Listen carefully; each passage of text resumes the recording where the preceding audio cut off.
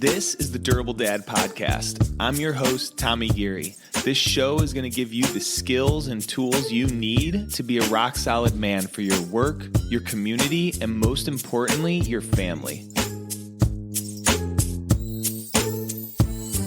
All right, episode number 14. Here we go, Durable Dad Podcast. Today, we are going to be talking about what our kids really need, what they really want. And I think this happens to a lot of us dads, is that we've heard that what our kids want, what our kids need is our time and attention.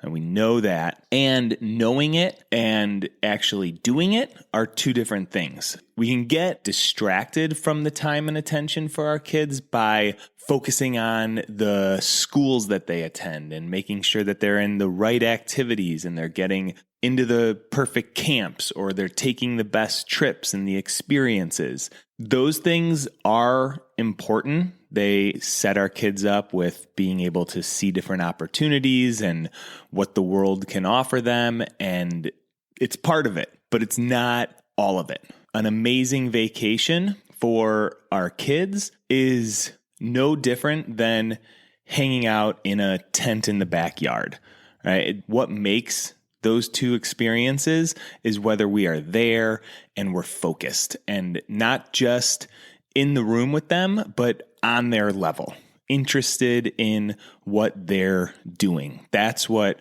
our kids really need, and that's what our kids really want. So this is hard because usually our kids' interests, we typically find kind of boring. Maybe they're on social media or they're on YouTube and we're like, that's the last thing that I want them doing. So we don't want to take interest in that. We want to tell them what to do and we want to tell them to do something else. Or it's your daughter playing dolls and you're laying on the floor with her and the last thing you want to do is try to pretend what a doll is saying and playing house and make believe, and it's hard. It's hard, and that's not really what we're interested in. You know, my daughter loves when she's on the swing set and she fake kicks me and I fall over. I pretend like I'm hurt, and we've done it a lot of times. And every time she says, "Oh, can I do the kick you thing, Dad?" I get this ugh, I don't want to do this.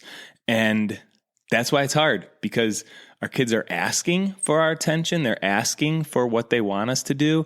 And the first instinct is that we don't want to do it. But deep down, we have a desire, right? Deep down, we have a desire that we want to do right for our kids. And we want to be there and connect with them. And the reason that it's so awesome to get on their level, see what they're interested in, is because we create better connection with them. We understand who they are. They get to see that we care, that we love. And then when it's time to discipline, there's more of a mutual respect. And when they need something, it won't be all about mom. If we're fully in connection with them and we've given them time, and I'm not talking about all of the time, but I'm talking about little slices of that full self all in with our kids. When they need something, it won't be all about mom. They're going to come to us too. And we start building this trust for our future relationship with our kids. So we want to give them our time and attention, but stupid things get in our way. And these are the top 5 things that I see a lot of dads falling into that stop them.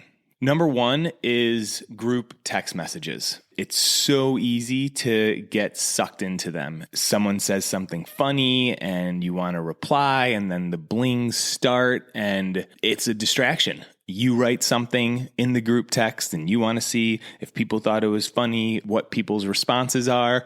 And we can tell ourselves that I'm just going to send a quick message back to this group. And you end up staying on the group text for a while and responding quickly. Everyone else is responding quickly. And it sounds like a small thing. I'm just going to grab my phone for a second. But be aware, we want to realize that every time we go to our phone, every time we go to check that text message, we're choosing to not be fully with our family, not be fully with our kids.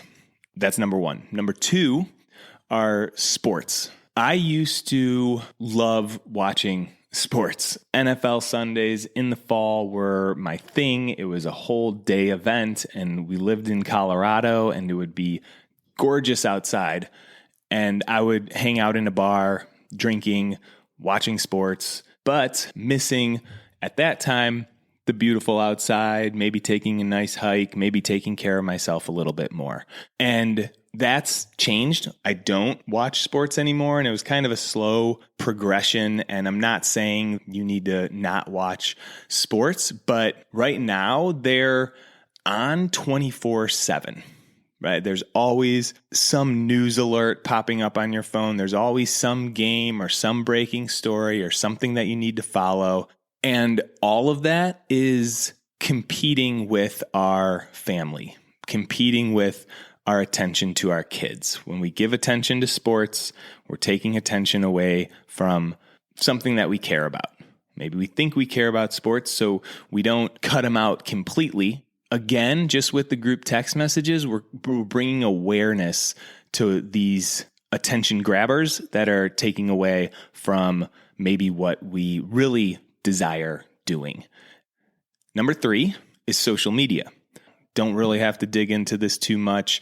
We know when we pop on social media to see one thing, it just becomes this mindless scrolling where we get caught up in it, in reels, in stories, in messaging people. So social media, and these first three things, group text messages, sports, social media, it's all our phone.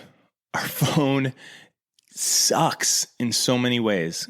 Amazing tool, so helpful in a lot of ways, but it's really a vice that's holding us back from connecting with our family. And we use it to distract ourselves, and our kids want our attention, right?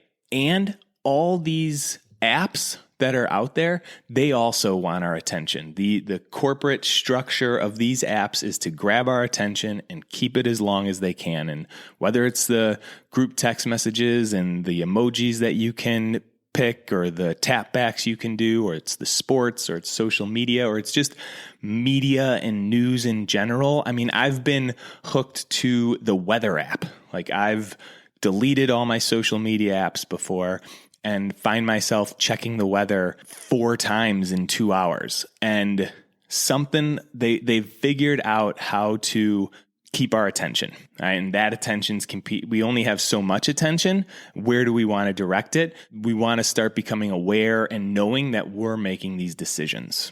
All right, so those are the first 3, all really summed up by the cell phone. Number 4 is we have a really hard time capping our work. I know this because of our business, and I know this because of a lot of the guys that I talk to. We're passionate about the work that we do, and we could work forever. We could work 24/7, and we could really push through. And sometimes our brains think that we need to do that we need to make more money so we can buy our kids things that they need, all the right camps and all the right opportunities. We need the money, and it can keep us from capping our time at work. Right? The stuff, the money isn't what they really need, isn't what they really want. So what we want to do here is we want to look at work, get our priorities done for the day, and then just check out and be there for family time. Work can really swallow us up if we allow it to. Number 5, multitasking.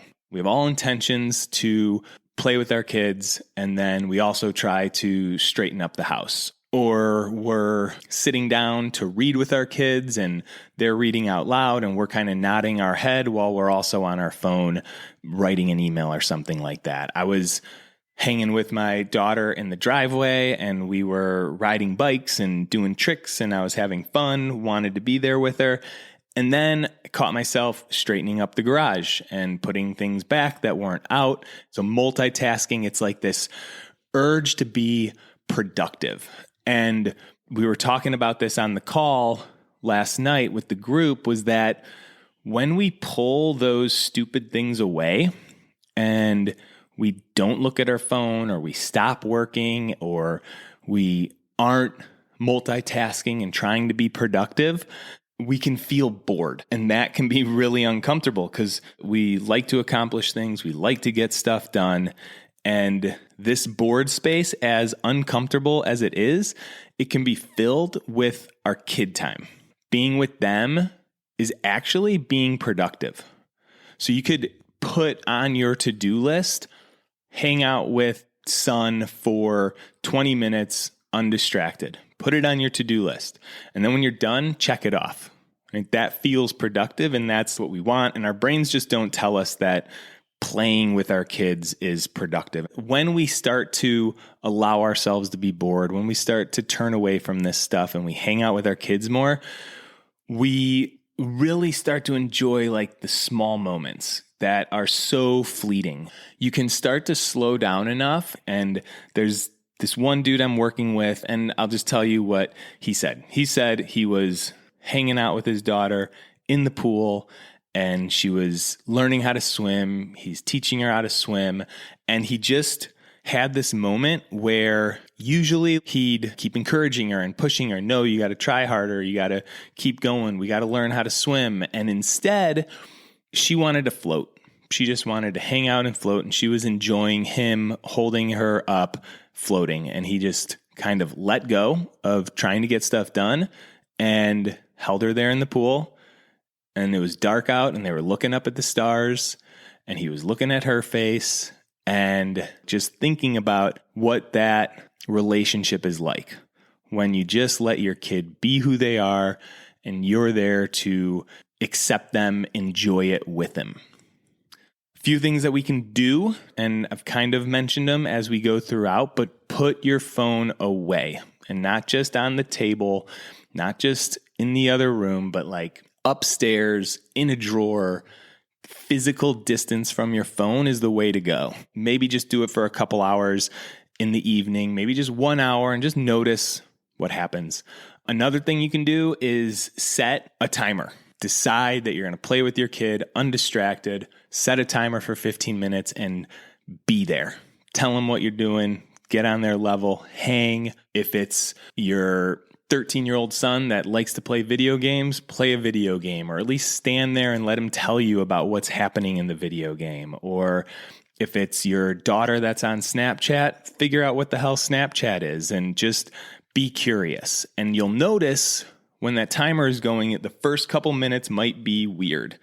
And stick with it. It's almost like this meditation that you can watch yourself stay there and enjoy the not being productive for a second, and it starts to get easier. Another thing, there's a book, I think it's called 18 Summers, talks about board meetings with your family, and they could be with your whole family, but there's board meetings that you do with each individual kid. And one of my clients started doing this, and I've thrown it out to other people, but you pretty much put on the calendar, hey, me and you, one-on-one time, we're going to do this on Saturday, and you pick something that they really like to do, or you give them a couple options, and it's just dad and son time, dad and daughter time for 4 hours. But bottom line here is to become aware of where you're putting your attention. Become aware of what you're focusing on, and you get to decide where you want to do it.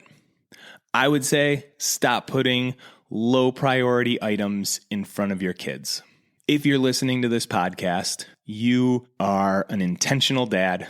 You're a man that wants to be a better dad, a better leader, and group text, sports, social media, all the shit on our phone, work even, multitasking, cleaning the garage, pulling weeds, cleaning the house, fixing something. Are they a higher priority or a lower priority than your kids? We want to connect with our kids. It builds our relationship now. It makes them feel loved, makes them feel accepted. It builds our relationship for the future, and they know their dad is a safe place. So that's what I got for you. If this is helpful or you think you had some aha moments and you want to share it, share the podcast with guys. Leave us a review on Spotify, 5 stars on Apple. Write a review. Really appreciate it. I've said it before, but it helps get the message out. It helps people find the Durable Dad podcast more easily. All right, dudes, until next time, have an awesome one.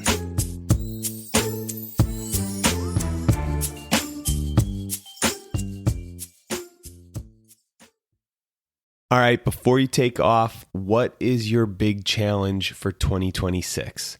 If you haven't decided yet, check out the next Grand Canyon trip, a 16-mile hike from the top of the canyon down to the Colorado River and back up. This is the kind of challenge that's going to push you into a higher gear. You're going to train, you're going to get in better shape, and you're going to check off a bucket list experience.